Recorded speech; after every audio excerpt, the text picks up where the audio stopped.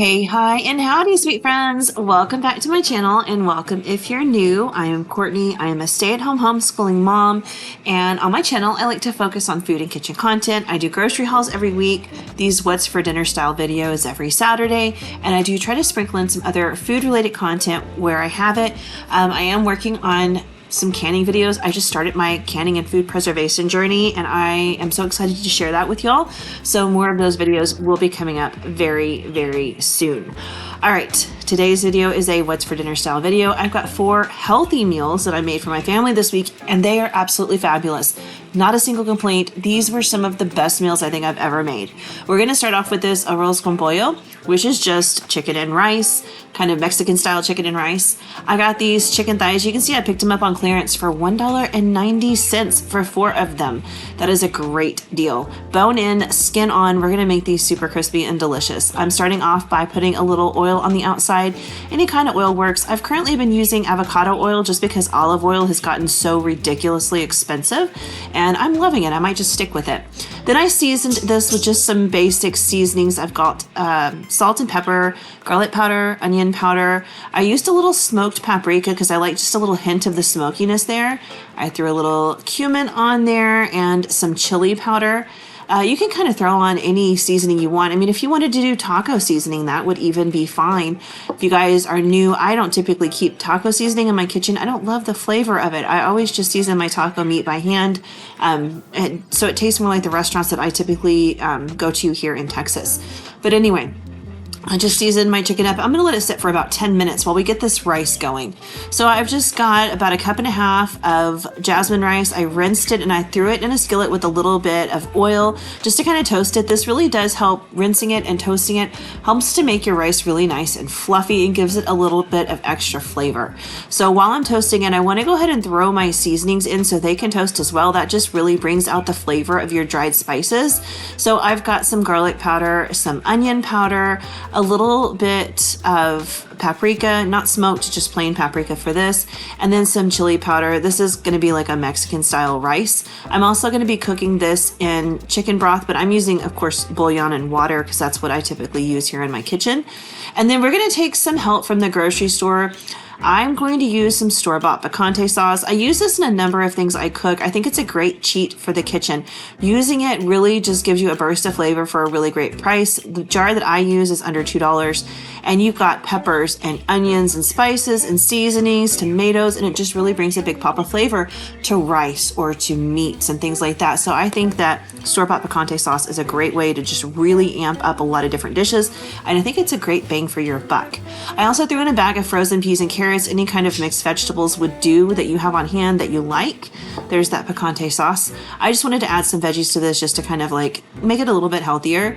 And so I threw those in because I always have them on hand. And as I said, I'm making my bouillon there. You can use beef, chicken, or vegetable. It really is up to you. It doesn't really matter which one. Whatever your preference is, whatever you have is great. Again, it just adds some flavor. Now, I didn't add any salt in there because I'm using bouillon, which is very salty. But if you are not using bouillon, if you're using just traditional broth or homemade broth, then you definitely want to make sure and add in some salt. I got the last of my salsa out of that cup, and then I added in the appropriate amount of water for my amount of rice. So I did 1.5 cups of dry rice, and I did about 1 cup of salsa, and so I did about 2 cups of water. And I'm just gonna let this come up to a simmer with the lid on, drop it down to low, and let it cook like normal.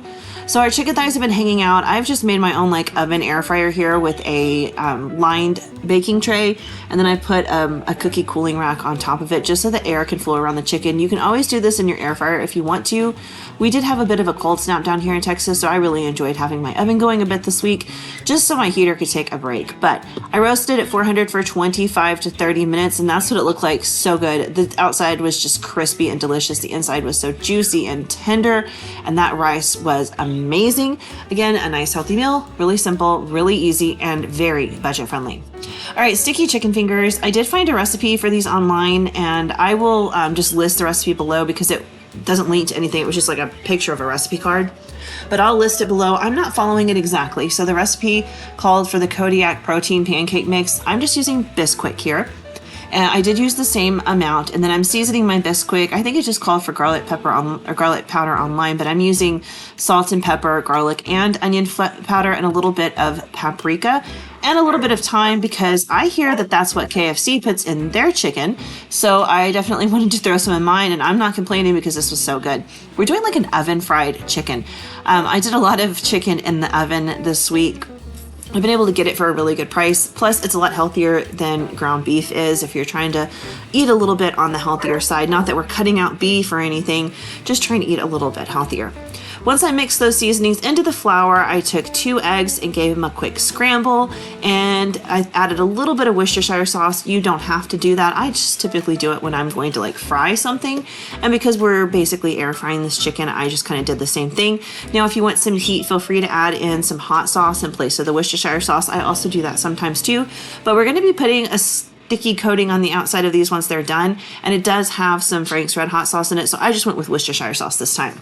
So I've got about 1.5 pounds of these chicken tenders here. I'm going to dry them off, and then I'm going to go through the painstaking process of using a fork to remove each and every one of those annoying little tendons in here. This is not my favorite process to do, and I'm not going to make you watch it because it took a while and I'm not very good at it.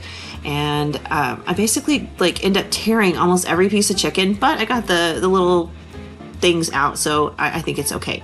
All you do is just get the little tendon through the tines of your fork and use a paper towel to grab it and pull it out. So I did that with every one of them, and now I'm just going to batter them. So I dip them in that Bisquick mix, and then I'm going to dip them in our egg wash and back in the Bisquick. I think the original recipe just said to toss them in the egg and then the Bisquick, but whenever I fry stuff, I always double batter, so I'm kind of just essentially doing that here. And I am going to say I'm glad I did it because this isn't a super thick coating or anything. Obviously, we're not frying it. It's not going to bubble up. We're just air frying it. So I think double battering it was definitely a good call on my part. Then I just put it on my little makeshift air fryer from my oven, and I sprayed it with a little bit of cooking spray. I have the olive oil kind. I've got some asparagus on that tray to roast at the same time. Threw it all in the oven at 400 degrees. I cooked it for about 10 minutes, flipped it over, sprayed it again, and another 10 minutes, and it was done. So now we're going to go ahead and work on that sticky sauce. So I started off with about 1.5 tablespoons of butter, and I'm adding in about 3/4 cup of brown sugar. I think the original recipe called for a cup, but once I got to the 3/4 mark, or around there, I was like, man, that's a lot. That's 1/8 cup measuring scoop, in case you're wondering. Then I added in a couple of tablespoons of Frank's Red Hot sauce. Any kind of buffalo sauce will do, but Frank's is my favorite, and I do really think it is the best. I also tossed in a couple of tablespoons of water and a little bit of garlic powder and gave everything a quick stir, and we're just going to kind of simmer this and boil it on the stove so that the sugar dissolves. And I will tell you, after I had mixed it all together, the butter had melted, it came together. I was looking at it just thinking it didn't look or smell, I don't know, buffalo-y enough for me. So I do end up going back and adding in a little bit more buffalo sauce, and I really could have added another tablespoon on top of that. But you can kind of just adjust this to your taste buds. If you don't want it super spicy and you want it more sweet, don't add as much Frank's, and if you want more spice, add more, or add the Frank's and some red pepper flakes, because I think that would be awesome. Anyway, just simmer it so that the sugar gets all melted and dissolved, and you can see it's like nice and bubbly and starting to caramelize, and that's what you want because it thickens it up quite a bit. And essentially what we have here is a nice sticky syrup, and that's why it's called sticky chicken fingers. We've got this sticky sauce we're going to coat it with. So I just turned the heat off and moved this over to a bigger bowl. There's my chicken when it came out of the oven, and you can see it's like oven fried in its own way. It was really good. It was fantastic. I would have eaten the chicken on its own. I had a little piece that fell off, so I tasted it. It was so good, but it's even better in this sauce. So I took my tenders and I just tossed them right into my sauce there, and I just gently tossed them around in there to completely coat them. I just did a couple of pieces at a time so that I didn't overcrowd my bowl, and I'd be able to get everybody nicely coated in that delicious sauce. And as long as everything is warm, the sauce is really easy to work with. It moves really, really well. Now, once it cools down, it becomes really thick like honey. So I do advise working quickly. And I just served it with the asparagus on the side. It was so good. This was better than buffalo chicken. I think I would make this in place of regular buffalo chicken that I make all the time. That sauce was amazing. All right, chicken and black bean tostadas. If you're looking for something different on Taco Tuesday, this is for you. So it's a slow cooker meal, which makes it totally easy. I've got some more chicken tenders and I threw them into my slow cooker, and I'm just going to season them up with like some salt and pepper, some garlic powder, some onion powder. I was kind of like making this up on the fly, but I'm kind of also going for like a chicken tinga sort of vibe. I can't remember what all is in chicken tinga, so I'm just winging it here. But I think these tasted amazing, like absolutely fabulous. Because I'm using tenders, I did throw a little bit of oil in there, but if you're using thighs, you don't have to do that. I threw in about 4 ounces of tomato sauce. You can replace that with picante sauce if you want to, but I think the tomato sauce was absolutely perfect. And then I threw in a couple of chipotle peppers with a little bit of that, the juice that's in there, the sauce. And then of course some citrus. I'm using lime, you could use lemon, you could even toss in like apple cider vinegar in place of all that if you want to. You just want a little tang, and then I'm throwing in about a tablespoon of honey for a little sweetness. And that really does kind of cut through the acidity of all the tomato sauce that's from the can as well. I gave everybody a good stir, and then I just slow cooked this for a couple of hours while we were going to co-op on this particular day. This was easy to throw together. This took me less than 5 minutes because everything just kind of dumped in here and it was good to go. And it was so flavorful. So when we got home from co-op, my house smelled absolutely divine. All right, I am also canning in the background, so you can see the bottom of my water bath canner right there. But we're going to be making tostadas. You can buy these from the store. I just grabbed an economy size pack of corn tortillas like last week or so. So I'm just going to make my own tostadas, and I did speed this up by a little bit, but not by much. It doesn't take long. You get your oil nice and hot, and I do like rapid flippage in the beginning because it does help to keep the tostada a bit flatter. And then once it kind of is holding its shape and it's no longer trying to fold up on itself, you can let it go for a few extra seconds. And at that point, I usually do like 30 to 40 seconds on one side, flip it over, same thing. You can see it's developing color. That color is flavor. Some of them I got a little bit darker than this, and some of them I kept a little bit lighter because people in my family like them toasted to different levels. Totally up to you. I will tell you, if you're toasting these at home or frying them at home, they are going to look darker than what you buy at the store, and that's perfectly a-okay. All right, back to the chicken. It's done. So I just use my meat masher and just like chop it up like that. And because the sauce had thickened so much, I added in about 1/4 cup of water just to kind of loosen it up a little bit and make it super saucy. And that chicken is ready to go. But I also wanted to do some black beans. You know, we do refried beans all the time, but I honestly prefer black beans. And so I didn't have any that were smashed from the store. I'm going to smash my own. So I started off by heating up a little bit of bacon grease in my skillet. Then I drained 2 cans of black beans and put them in here, but I reserved the juices from the can because if your beans thicken up too much, you want those juices to add back in. They're already pre-flavored. They taste like beans. It's better than watering it down with water. And I just take my my meat chopper again and go to town. I don't like these super smooth. If you do, you can always run them through your blender or put your immersion blender in there or something. But I like mine texture. You know, I like some beans, some whole beans, and then some broken beans and some smashed beans. So I'm going to just use this because I think it gives me the perfect texture at the end of the day. I did throw in some of my confit garlic. You could do fresh garlic or garlic powder in its place. I love the smoothness of the confit garlic though. It's like roasted garlic. It's really smooth. It's really nice. It's not overpowering, but it gives you a great flavor. I did speed this up because I mashed for quite a while just to kind of get the consistency that I wanted. Again, do this as much as little as you want. You don't even have to smash these. I just think that they're better that way. I also added in some salt and some pepper and a little bit of onion powder and a little bit more bean juice. But this is what it looks like at the end. I topped them with the beans, the chicken, and then some guacamole. It's just smashed avocados with tomatoes and onions in it. And this was so good. I also had some leftover cotija cheese that I pulled out, but that was my son's plate and he does not eat cheese. And so I didn't have any cheese on there. All right, the last meal of the week is these honey harissa chicken bowls. I've never had harissa before. This was my first time, and it's really not real harissa because I made it. Harissa paste is very expensive. It's like $9, and there's only one store in my area that carries it. So I decided that we're not going to do that. That's expensive for something I'm not even sure we're going to like. I found a recipe online, and we're just kind of winging it with what we have. So I've got a couple of tablespoons of tomato paste, and I added some of that chili garlic crunch. It's the ancho chili garlic crunch.